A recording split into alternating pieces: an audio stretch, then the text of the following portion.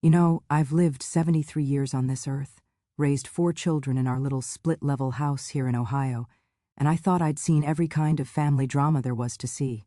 But nothing, and I mean nothing, prepared me for Thanksgiving 2023. Let me back up a little. My son Michael, my youngest, married a wonderful woman named Sarah about 6 years ago. Sweet girl, really. Worked as a nurse, made the most beautiful apple pies, and seemed to adore my boy. But her family? Well, that's where things got complicated. Sarah's mother, Patricia, was what you might call particular, the kind of woman who wore pearls to the grocery store and had opinions about everything from how you folded your dish towels to which brand of coffee was acceptable to serve guests. And her father, Richard, was one of those men who believed his way was the only way, especially when it came to politics, religion, and how a proper family should operate. For 6 years I'd bitten my tongue at holiday gatherings, when Patricia made little comments about my quaint decorating style, when Richard launched into his speeches about traditional values while glancing meaningfully at my daughter Emma, who'd just gotten divorced, when they'd correct my grandchildren's table manners as if Michael and Sarah couldn't parent their own kids, Michael would squeeze my hand under the table. "Richard, let the kids be kids. Someone needs to teach them properly," Patricia chimed in. "Sarah, dear, when you have children, I hope you'll be more mindful of proper child rearing." My heart sank. Sarah had confided in me just 2 weeks earlier that they'd been trying for a baby for 3 years. The when felt like a knife. I watched my daughter-in-law's face crumple slightly before she composed herself. Michael's hand found hers immediately. The afternoon continued in that same tense vein. Every dish I brought out was met with some comment from Patricia. The turkey was a bit dry. It wasn't. The stuffing had too much sage. It was my grandmother's recipe. The sweet potatoes were too sweet for adult palates. The name is literally sweet potatoes. Richard dominated conversation with political rants that made everyone uncomfortable, interrupted my son-in-law Tom whenever he tried to speak, and made a pointed comment about broken homes while looking at Emma. I was close to my breaking point, but I kept thinking, just get through dinner. Just keep the peace. For Michael's sake. Then came the moment that changed everything. We were clearing the dinner plates. Me, Emma, Sarah, and my oldest daughter Grace, who'd driven in from Pennsylvania. Patricia had announced she was too full to help, and Richard was holding court about something in the living room. I was standing at the sink, rinsing plates, when Patricia appeared in the doorway.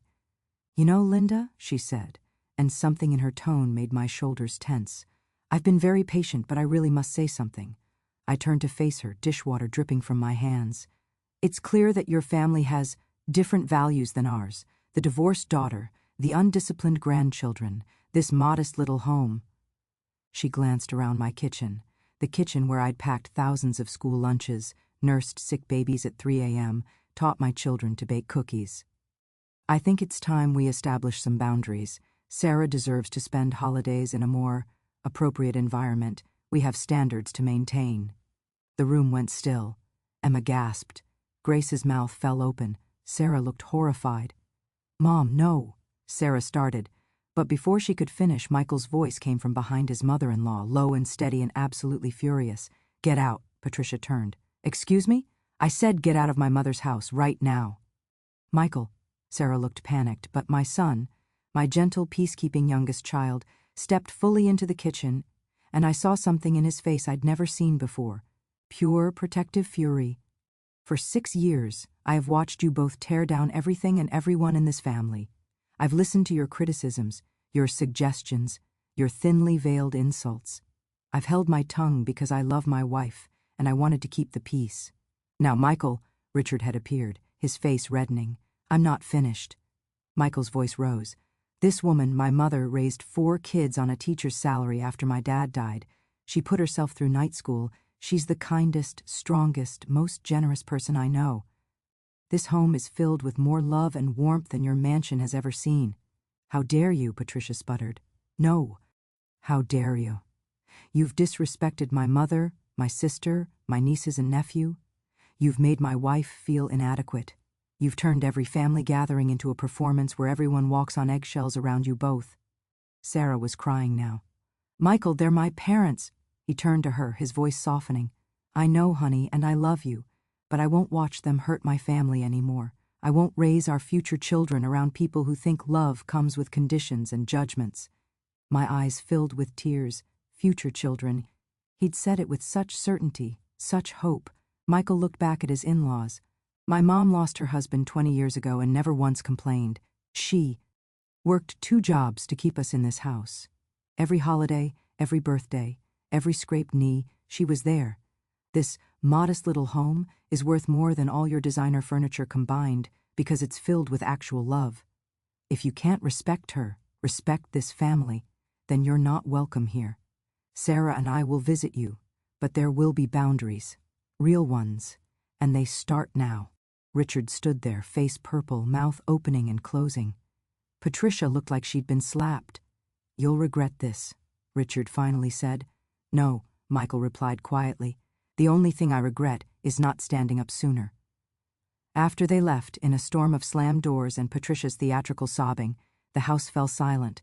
Then Sarah walked over to me, tears streaming down her face, and hugged me so tight I could barely breathe. "I'm so sorry," she whispered. "I'm so sorry. I should have stopped them years ago." "Oh, honey," I held her close. "You're not responsible for their behavior."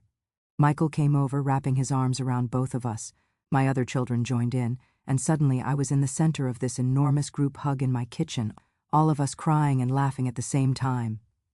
Later that night, after everyone had eaten pie and the kids had fallen asleep watching a movie, Michael found me on the back porch. It was cold, that sharp November cold that smells like wood smoke and coming snow. "You okay, Mom?" I looked at my son, this man I'd rocked as a baby, worried over, loved with everything in me. "You stood up for me." "Of course I did." He sat beside me, and for a moment he was 5 years old again, holding my hand in the grocery store. "You've stood up for me my whole life. It was time I returned the favor." We sat in comfortable silence, and then he added quietly, "Sarah and I are going to set real boundaries with her parents. We'll still see them, but things are going to be different." She's actually relieved, I think. She's been drowning under their expectations for years. "And are things okay between you two?" "Better than okay," he smiled. "We actually talked about a lot of stuff tonight. About family, about what we want our home to feel like, about—" He paused. "We're going to try adoption. We'd been so focused on getting pregnant that we forgot there are lots of ways to build a family." My heart swelled. "Oh, Michael. We want them to know their grandma, the real one, the one who makes them feel safe and loved, not judged." As I lay in bed that night, my house finally quiet, I thought about everything that had happened, about standing up for yourself, about the difference between keeping the peace and keeping your dignity, about the fierce, protective love of a child, even a grown one, for their parent. But here's the thing that's been keeping me up nights, the part I haven't told anyone yet. 2 days after Thanksgiving, I got a call from Patricia. What she told me changed everything I thought I knew about their family, about Sarah's childhood, about why they'd been so controlling all these years. And suddenly, I had to decide, do I tell Michael what I learned, even if it might break his heart all over again? To be continued. Did this story feel real to you? Tell me in the comments. For more emotional grandma stories, don't forget to subscribe. The next secret is coming soon.